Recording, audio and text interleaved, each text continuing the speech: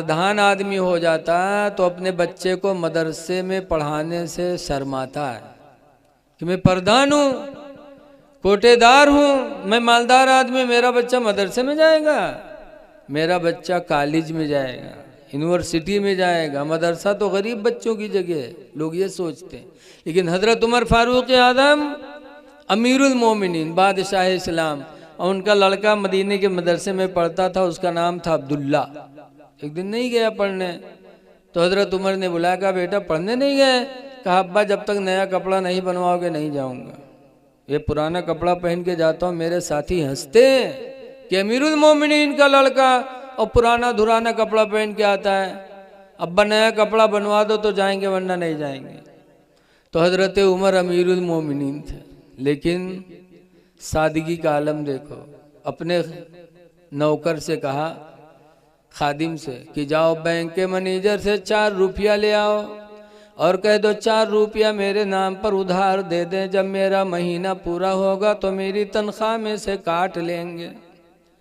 जब वो गया बैंक के मैनेजर से कहा, तो बैंक के मैनेजर ने कहा जाके उमर से कह दो कि इस महीना के मुकम्मल होने तक अपनी ज़िंदगी की ज़मानत लिख के दे दें। कहते महीना पूरा होगा तो तनख्वाह से ले लेंगे, खुदा जाने महीना पूरा हो कि ना हो, पता नहीं कि उनकी मौत आ जाए तो ये मुसलमानों का माल है कहाँ से आएगा। जाके उनसे कह दो कि ज़िंदगी इस महीने के मुकम्मल होने तक अपनी ज़िंदगी की ज़मानत लिख दें कि महीना पूरा होने से पहले उन्हें मौत नहीं आएगी, जाओ लिखवा लाओ तब देंगे। वो नौकर आया, हज़रत उमर के इंतज़ार में थे, कहा लाए? कहा हुजूर बैंक का मैनेजर कह रहा है कि जाके कह दो इस महीने के मुकम्मल होने तक अपनी ज़िंदगी की ज़मानत लिख के दे दें कि महीना पूरा होने से पहले आपको मौत नहीं आएगी तब देंगे वरना नहीं देंगे वो। तो हज़रत उमर ने क्या कहा? रवायतों में लिखा है कि हज़रत उमर ने अपने बेटे अब्दुल्ला को बुलाया करीब में और उनके सर पे हाथ रखा, रोने लगे। फरमाते हैं बेटा अब्दुल्ला जाओ पढ़ो, अल्लाह ज़िंदगी देगा, महीना पूरा हुआ तनख्वाह मिली तो कपड़े बनेंगे। बैंक का मैनेजर मुझसे पूरे महीने की ज़िंदगी की ज़मानत मांग रहा है, खुदा जाने मैं तो अपने ज़िंदगी के एक लम्हे की भी ज़मानत नहीं दे सकता, पता नहीं किस वक्त बुलावा आ जाए। ये सहाबा थे जो हर वक्त मौत को याद करते थे, इसलिए वो गुनाहों से बचते थे। ऐ नौजवानों, मौत को याद करो। ये हिंदुस्तान में पहले अंग्रेज़ों की हुकूमत थी, अंग्रेज़ हिंदू मुसलमान सबको सताते थे, तो अंग्रेज़ों को भगाने के लिए जंग लड़ी गई। उस जंग में हिंदुस्तान के 16,000 आलिम कत्ल कर दिए गए। कितने आलिम कत्ल हुए? लोग कहते मौलवी मौलाना भागत हैं पहले। 16,000 आलिमों ने अपनी जान दी है हिंदुस्तान को आज़ाद कराने में। 16,000 में एक मौलाना थे मुरादाबाद के, जिनका नाम है किफ़ायतुल्लाह। मौलाना किफ़ायतुल्लाह को अंग्रेज़ों ने फांसी दिया था, कत्ल नहीं किया था, फांसी दिया था। जब फांसी के फंदे पे लेके गए, आखिरी वक्त था, तो अंग्रेज़ों ने पूछा था किफ़ायतुल्लाह मौलाना आखिरी वक्त है, तुम्हारी कोई ख्वाहिश है?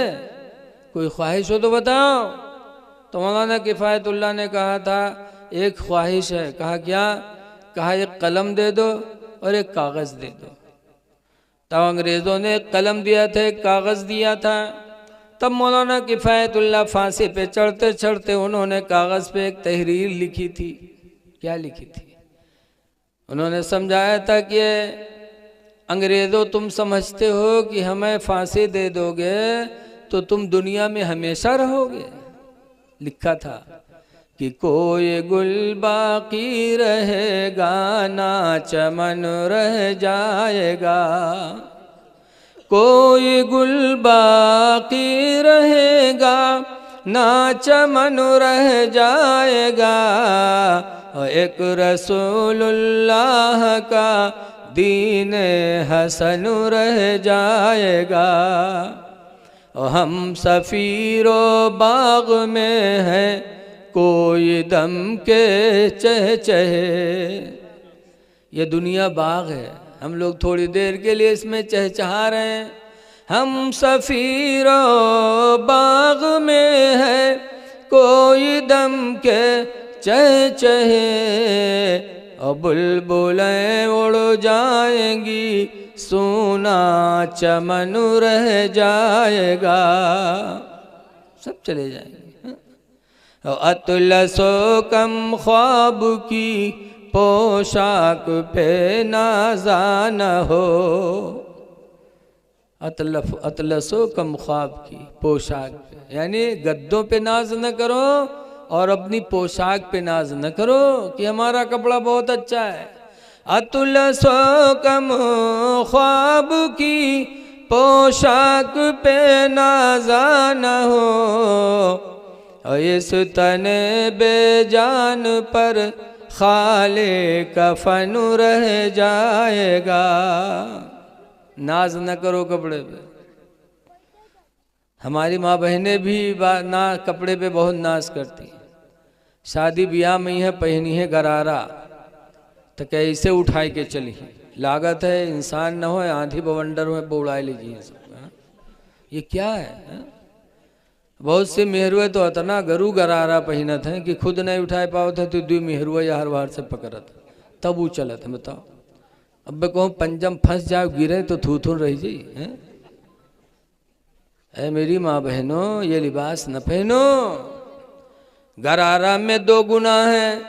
एक गुना तो गरारा पहनने से घमंड पैदा होता है, घमंड अल्लाह को पसंद नहीं है, तकब्बुर है तकब्बुर उसमें। और दूसरा गुना इसलिए है कि एक गरारा की कीमत में 2-3 जोड़े कपड़े हो सकते हैं, तो इतना महंगा कपड़ा लेकर के पहनना जिसमें घमंड भी हो, फजूल खर्ची भी हो, और फजूल खर्ची करने वाला शैतान का भाई है। लिबास वो पहनो जिससे घमंड न पैदा हो, इनकिसारी पैदा हो। अल्लाह ताला को तवाज़ो और इनकिसारी पसंद है। तो देखो, शायद ये मस्जिद ही है क्या है? बहुत नीची है शायद है। ऐ बेलगांव के मुसलमानों, अतराफ़ के रहने वालों, अल्लाह के घर को अच्छा बना लो। अल्लाह के घर को अच्छा बना लो। हदीस पाक में इज़ा रअयतुमुर रजुला यतआहदु बिल मस्जिद, हुजूर फरमाते जब तुम ऐसे आदमी को देखो जो मस्जिद में लगा रहे, मस्जिद के बनाने चुनाने में जो इंसान लगा रहे, सरकार फरमाते जब उसको देखो फशहदु लहू बिल ईमान, तो उसके ईमान के तुम लोग गवाह हो जाओ, गवाह बन जाओ कि वो मर्द मोमिन है, ईमान कामिल है, तभी खुदा के घर की बनाने में लगा हुआ है। ऐ लोगों, खुदा का घर है, इसको बनाओ, अपने घर से बेहतर बनाओ। क्यों? हमारा आपका घर फना हो जाएगा, ये बिल्डिंगें फना हो जाएंगे, लेकिन ये मस्जिद, हदीस पाक में कि दुनिया में जो मस्जिदें हैं, ये मस्जिदें क़यामत के दिन नमाज़ी पढ़ने वालों के लिए कश्ती का काम करेंगे। जब पुल सिरात के ऊपर से हमें तुम्हें गुजरना होगा, गुजर नहीं पाएंगे, तब ये मस्जिदें लाई जाएंगी, और मस्जिद में जो नमाज़ पढ़ते हैं उनको मस्जिदों में बिठा करके और कश्ती बना करके मस्जिदें तुमको गुजारेंगी, और ये मकान फना हो जाएंगे, लेकिन इन मस्जिदों को अल्लाह ऐसे ही जन्नत में उठा लेगा। मस्जिदें फना नहीं होंगी। तो ऐ लोगों, जो घर फना होने वाला है उसको तुम बहुत अच्छा बनाते, और जो हमारा घर कभी फना होने वाला नहीं है उसकी तरफ हम तवज्जो नहीं देते। ऐ लोगों, माशाअल्लाह माशाअल्लाह, देखो हमारे एक भाई साहब 500 रुपया मस्जिद के लिए लाए हैं। अगर इन्होंने बिस्मिल्लाह कर ही दिया है तो जो लोग अल्लाह ताला किसी के जेब में दिए हो तो ला करके दे दो अल्लाह के घर के लिए। याद रखो, ये पैसा आपसे क्या क्या मिसाल दें। ऐसे ऐसे लोग पड़े हैं जिन्होंने अकेले अकेले मस्जिदें बनवाई, और थोड़ा थोड़ा पैसा नहीं। अभी मैं गया था तो एक शेख अहमद अली थे, उन्होंने 7 मस्जिदें बनवाई। कितनी मस्जिदें बनवाई? 7 मस्जिदें अपने पैसे से, और 7 मस्जिदों में एसी लगवाया उन्होंने। और आप अपने गांव की मस्जिद नहीं बना सकते सब लोग मिल करके? ऐ नौजवानों, ऐ मुसलमानों, खड़े हो जाओ अल्लाह के नाम पर और सोच लो कि अल्लाह ही ने दिया है, तुम अल्लाह के हराम में दे रहे हैं। अल्लाह अगर अभी कोई नस गड़बड़ कर दे, नहीं नस एक चिपक जाए तब तो लखनऊ जो छल्ला डरवावे और कत्ता पड़ी 2.5 लाख 3 लाख, सिर्फ नस चिपक जाए। अल्लाह ताला कितना बड़ा करम फरमा है, रहम फरमा है कि उसने हमारे जिस्म को तो सलामत रखा है। बहरहाल अगर हो तो दे दो, सोचो ना। एक बात और आ गई तो सुन लो। जब हुजूर मक्का से हिजरत करके मदीना गए तो मदीने में मस्जिद नहीं थी, तो सरकार ने मस्जिद बनाने के लिए जगह तलाश किया मदीने मुनव्वरा में। तो एक जगह समझ में आई, वो बाग थी, बाग कबीला था मदीने में, उस कबीले का नाम था बनु नज्जार। कबीले बनु नज्जार की खजूरों की एक बाग थी। सरकार को वो ज़मीन बहुत अच्छी लगी, तो बनु नज्जार के लोगों को बुलाया।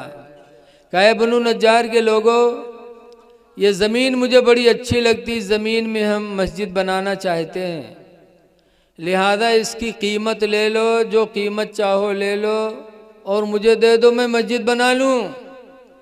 तो मदीने के बनु नज्जार के लोगों ने क्या कहा था, मुसलमानों 1450 साल हो गए लेकिन आज भी उनकी तारीफ हर जगह होती है।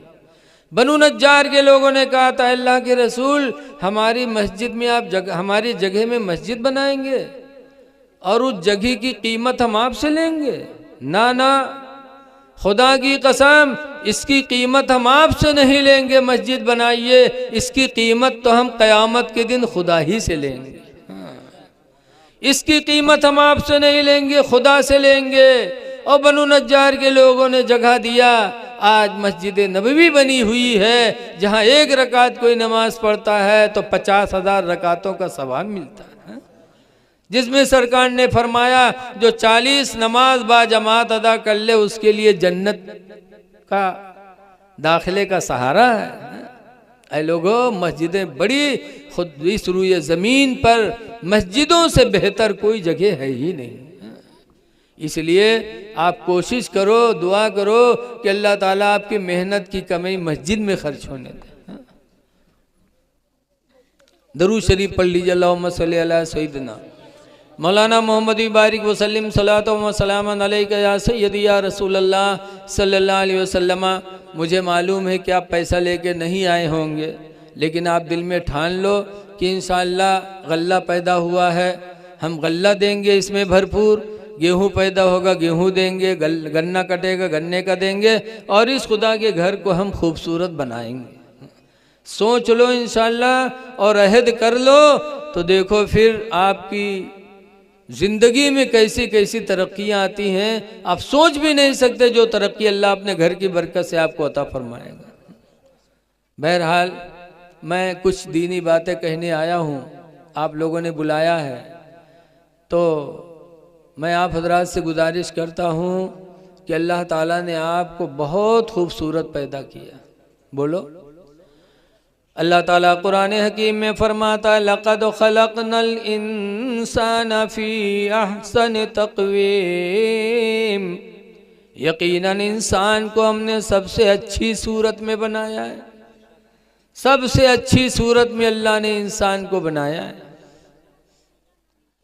सबसे अच्छी सूरत में। तो हमारा काम भी तो सबसे अच्छा होना चाहिए है?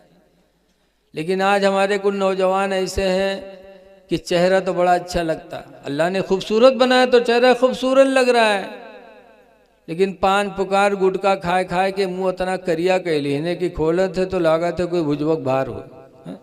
चेहरा अच्छा और मुँह बुरा। ऐ नौजवानों, अल्लाह ने चेहरे को खूबसूरत बनाया तो इसको हसीन बना के रखो। इसीलिए हुक्म है इस्लाम का कि कोई लड़का गलती करे तो चेहरे पे न मारो, चेहरे पे, बीवी गलती करे तो चेहरे पे न मारो, मारना नाजायज़ है चेहरे पे। क्यों? अल्लाह ताला ने कसम खा के फरमाया है, फरमाता वत्तीन वज़ैतून, कसम है इंजीर की, कसम है जैतून की, व तूरे सीनीन, कसम है तूरे सीना पहाड़ की, वहादल बलदिल अमीन, कसम है अमन वाले शहर मक्का की। 4 कसमें खाने के बाद अल्लाह ने फरमाया लक़द खलक़नल इंसान फ़ी अहसन तक़वीम, कि यकीनन इंसान को हमने सबसे अच्छी सूरत में बनाया है। कसम खा के अल्लाह ताला ने फरमाया। तो जब सबसे अच्छी सूरत में बनाया है तो हमारा आपका काम सबसे अच्छा होना चाहिए, है? सबसे अच्छा, सूरत भी अच्छी होनी चाहिए। मुसलमान की सूरत कैसी है? मुसलमान की पहचान है चेहरे पे दाढ़ी। बोलो, अगर दाढ़ी है तो समझा जाता है मुसलमान है, और दाढ़ी नहीं है तो मामला डगमग है। पता नहीं अब्दुल रहमान है कि सीताराम का। बोलो, इसलिए चेहरे पे दाढ़ी रखा लो। हदीस पाक में कि चेहरे की दाढ़ी कब्र में रोशनी का सहारा है। दाढ़ी मोमिन की पहचान है। दाढ़ी रखा लो ताकि दूर से देखने में गुलाम नबी माने जाओ। अच्छा ही बताओ, यजीद के हाथ पे इमाम हुसैन ने हाथ क्यों नहीं रखा? बोलो, यजीद यही तो कहता था मुझसे मुरीद हो जाओ, लेकिन नहीं हाथ पे हाथ दिया। क्यों? कलमा पढ़ता था यजीद, मुसलमान भी था, कलमा भी पढ़ता था, लेकिन इमाम हुसैन ने हाथ पे हाथ नहीं दिया। क्यों? इसलिए कि उम्मत मोहम्मदिया में सबसे पहले मुसलमानों में दाढ़ी बनवाया तो यजीद ने बनवाया था। किसी नबी ने दाढ़ी नहीं बनवाया। 1,24,000 या 2,24,000 दुनिया में नबी आए, लेकिन हर नबी के चेहरे पे दाढ़ी थी।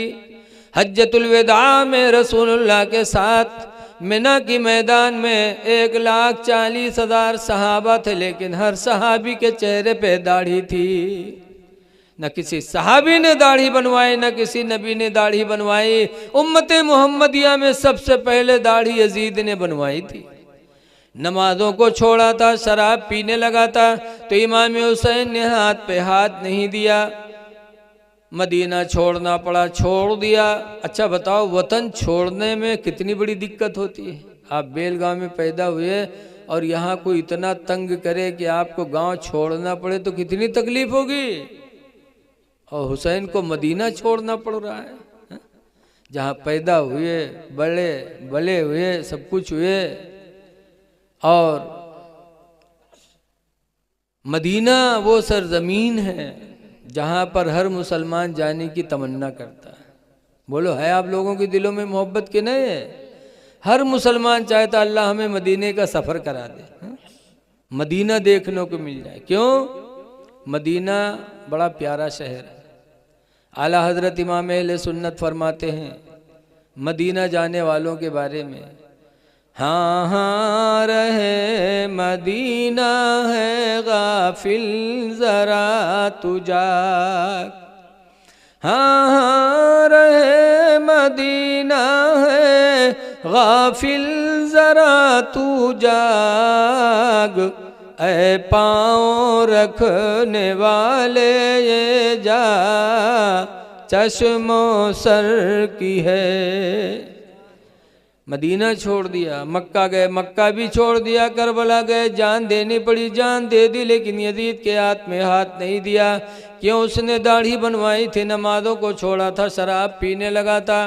ऐ मुसलमानों, अगर आज हमने दाढ़ी बनवाई, नमाजों को छोड़ा, तो क्या हुसैन हमसे राजी होंगे?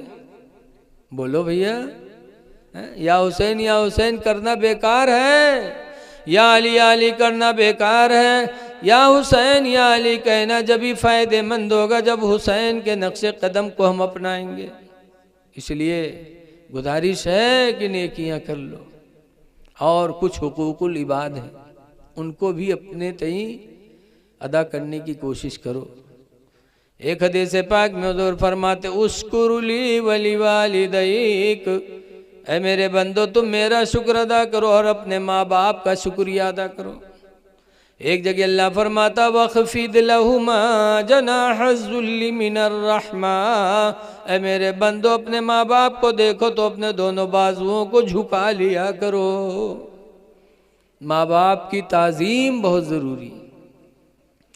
अब्बा आ जाएं, अम्मी आ जाएं, देखो तो खड़े हो जाओ। एक बात बता दें, घबराए तो नहीं आप लोग? घबरा गए हैं? 1 घंटा हो गया। हज़रत यूसुफ अलैहिस्सलाम अल्लाह के नबी हैं और उनके बाप याकूब अलैहिस्सलाम भी नबी थे, दोनों लोग नबी। लेकिन हज़रत यूसुफ अलैहिस्सलाम की ज़िंदगी बड़ी लंबी है, कहानी बड़ी लंबी है। आप लोगों ने सुना होगा कि 12 भाई थे वो, एक माँ से 2 भाई और एक माँ से 10 भाई। तो जो दूसर की माँ से रहा है वो यूसुफ अलैहिस्सलाम के दुश्मन बन गए और 10 हज़रत यूसुफ अलैहिस्सलाम को जंगल में लेके गए और मार कर कुएं में डाल दिया। भाई कत्ता बड़ा दुश्मन भी कोई नहीं, लेकिन अल्लाह जिसे जिंदा रखना चाहता उसे कोई मार नहीं सकता। अल्लाह का शुक्र अदा किया कुएं में, अल्लाह ते जिस पर तू राजी उस पर यूसुफ राजी। तो अल्लाह ताला ने काफिला को भेजा और वो काफिला वाले पानी के लिए कुएं में गए और देखा यूसुफ को बड़े हसीन व जमील तो निकाल लिया। और लिखा है कि पूरी दुनिया में मर्दों में यूसुफ से ज़्यादा खूबसूरत अल्लाह ने किसी को बनाया ही नहीं। यूसुफ को मिस्र की बाजार में लोग लेके गए तो देखने वालों की लाइन लग गई, तो उन लोगों ने कहा मैं बेचता हूँ। तो यूसुफ अलैहिस्सलाम बिक गए। कौन खरीदा?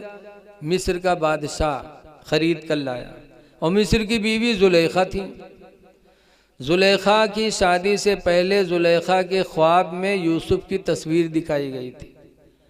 याद रखो, जिस औरत का जिस मर्द से निकाह होना है अल्लाह ने रोज़े अदल ही में लिख दिया था। यूसुफ अलैहिस्सलाम की तस्वीर जुलेखा को ख्वाब में दिखाई और जब यूसुफ जुलेखा की शादी हुई, मिस्र के बादशाह के घर में पहुंची और अपने शौहर को देखा तो चेहरा देखा और यूसुफ की तस्वीर दिमाग में थी तो भड़क गई। ये तो है ही नहीं जिसके बारे में मुझे इशारा किया गया था। तो यूसुफ की तलाश में थी। यूसुफ बिके मिस्र की बाजार में और जुलेखा के शौहर मिस्र के बादशाह जो थे वही खरीद कर लेके गए।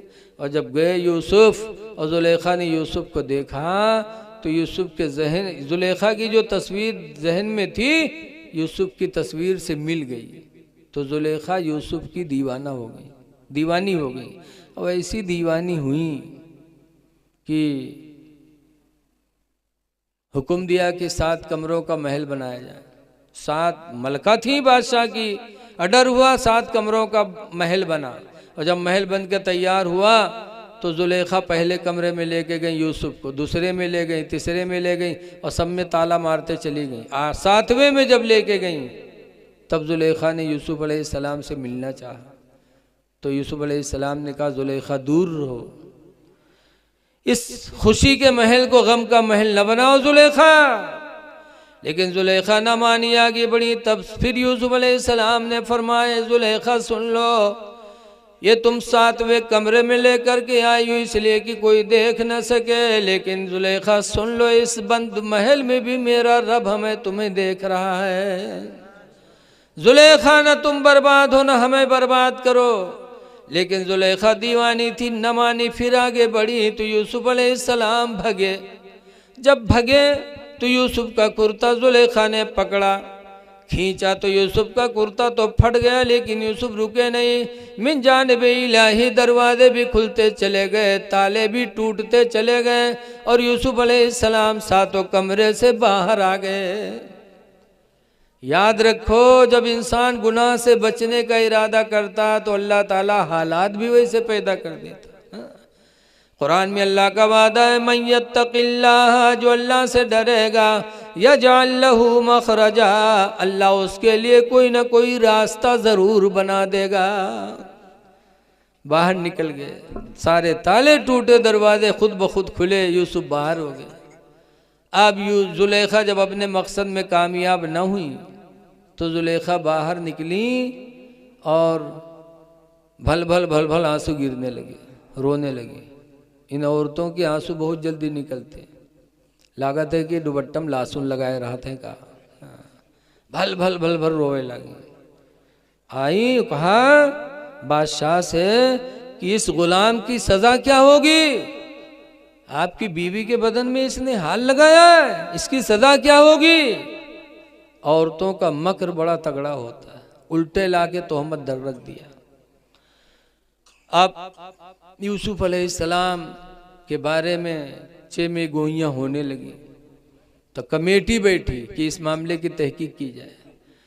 तो लोग बैठे तो पंचायत में फैसला क्या हुआ, उस फैसले को अल्लाह ताला ने कुरान हकीम में नाजिल फरमाया 12वां पारा में। पंचायत हुई, उसमें फैसला यह हुआ कि ऐसे किसी को सच्चा झूठा न कहा जाए, बल्कि यूसुफ का कुर्ता मंगाया जाए, यूसुफ का कुर्ता देखा जाए। अगर पिछला दामन फटा है तो यूसुफ को सच्चा माना जाए, और अगला दामन फटा है तो जुलेखा को सच्ची माना जाए, सच माना जाए। अल्लाह ताला ने कुरान में भी फरमाया उस बात को, इनका न कुद्द कमीसु मिन क़ुबुलिन फसदक़त, अगर यूसुफ का अगला दामन फटा है तो जुलेखा सच्ची, व इनका न कुद्द कमीसु मिन दुबुरिन फसदक़ा, और अगर पिछला दामन फटा है तो यूसुफ सच्चे। कुर्ता मंगाया गया यूसुफ अलैहिस्सलाम का, और जब देखा गया पिछला दामन फटा था तो जुलेखा झूठी मानी गई। फिर जुलेखा बदनाम ज़माना हो गई, पूरे शहर में बदनाम। जहाँ चार मेहरुए बैठे हुए फसर फसर करें, हाय जुलेखिया तो कमाल के देश, हाय रे जुलेखिया, जुलेखिया तो गुलाम का दिल दे बैठी, वाह रे जुलेखिया। जौन बात के प्रचार न हो कोनो मेहरुआ चुप्पे से बताए दो, बस पूरा इलाका गंदा है जी। अल्लाह जाने कितनी इनकी आवाज़ में तेज़ी है, इनसे उनसे उनसे इनसे। पूरी मिस्र में जुलेखा फट से बदनाम हो गई। तब जुलेखा ने मिस्र की औरतों की दावत ली, मिस्र की औरतें आए दावत खाने। याद रखो मेहरुए दावत में यहाँ भी बहुत आगे हैं, पाए जाए कहूँ तवाजा, एक एक हाथ के लड़का ले ले चल दे हैं, बस में पहुँची करत हैं सब, लेकिन इनके तवाजब कोनो असर पड़े वाला नहीं। वही बस में उल्टी करी है लड़का, पेशाब करी हैं, लेकिन इनके तवाजा न छुटक चाहिए। जुलेखा ने तवाजा दिया मिस्र की औरतों को, तो मिस्र की औरतें पहुंच गईं। जब पहुंची दस्तरखान सजा, तब जुलेखा ने एक एक चाकू एक एक लेमू दिया सब औरतों को, कहा सुनो, जिस यूसुफ के लिए तुम लोगों ने मुझे बदनाम ज़माना कर दिया, उस यूसुफ को मैं बुलाने जा रही हूँ। जब यूसुफ आएंगे तो तुम लोग फौरन लेमू काट देना चाकू से। औरतों ने कहा भला अपने यूसुफ को देखे, तुम्हारी यूसुफ को। जुलेखा गई अंदर, यूसुफ अलैहिस्सलाम से कहा, ऐ महबूबे जाना, ज़रा आप बाहर आइए, अपने चेहरे से पर्दा हटा दीजिए। यूसुफ अलैहिस्सलाम जब बाहर आए, और जैसे मिस्र की औरतों की निगाह पड़ी, लिखा है कुरान हकीम में कि उन औरतों की निगाहें हटी नहीं, टकटकी बांधी देखा कि उनका दिलो दिमाग सब यूसुफ की तरफ। और हुआ चाकू चला, लेमू कटा, लेमू कटने के बाद उंगलियां कट गईं, खून बह रहा है, लेकिन मिस्र की औरतों ने निगाह नहीं हटाया यूसुफ के चेहरे से, और बबागे दुहल कहने लगी। कुरान में है कत्ताना दिया हुन्ना, औरतों ने अपने उंगलियों को काट डाला। वकुल्ना मा हादा बशरा, और कहा खुदा की कसम ये कोई इंसान नहीं है, इन हुआ इल्ला मलकुन करीम, नहीं है कोई मगर आसमानी फरिश्ता जो हम लोगों के बीच में आ गया है। बहुत हसीन थे, लेकिन जुलेखा बदनाम ज़माना हो गई। जुलेखा जब बदनाम हुई बर्दाश्त से बाहर, तो जुलेखा ने बस्ती छोड़ दिया, जंगल चली गई। अकेले जंगल में गई जुलेखा, और यूसुफ की याद में एक पेड़ के नीचे बैठकर रोने लगी। रोते रोते एक ज़माना गुजर गया, जुलेखा बूढ़ी हो गई, और रोते रोते जुलेखा की आंखों की बीनाई भी चली गई। इतना मोहब्बत इश्क बहुत अजीब चीज़ होती है। रोते रोते बूढ़ी हो, और यूसुफ अलैहिस्सलाम अपनी सच्चाई की वजह से मिस्र की बादशाहत में उनको लोगों ने चुन लिया, तो यूसुफ अलैहिस्सलाम बादशाह हो गया। जुलेखा बदनाम ज़माना होकर जंगल चली गई। एक दिन यूसुफ अलैहिस्सलाम अपने घोड़े पर बैठे और जंगल का सैर कर रहे थे।